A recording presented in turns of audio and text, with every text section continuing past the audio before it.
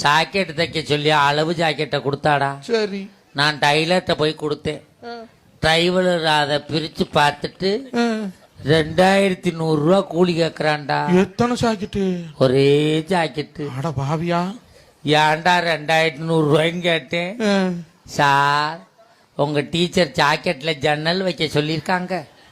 ஆசாரி கூலி 1100, கொத்தனார் கூலி 800, என் கூலி 300 நான்டா. சரி, கொடுத்துட்டு வந்துட்டேன்டா. தீபாவளிக்கு முதல் நாள் நைட்டு கொண்டாந்து ஜாக்கெட்டை கொடுத்தான்டா. சரி. காலையில ஜாக்கெட்டை போட்டுக்கிட்டு முந்தானே எடுத்து போத்திக்கிட்டு வர்றா மாப்பிள்ள. இப்படியா? ஆமா மாப்பிள்ள. ஏனுங்க? ஜாக்கெட்ல ஜன்னலை பின்னாடி வைக்கணுமாமுல. ஏது மாத்திட்டான்டா. என்ன வெட்டிங்க?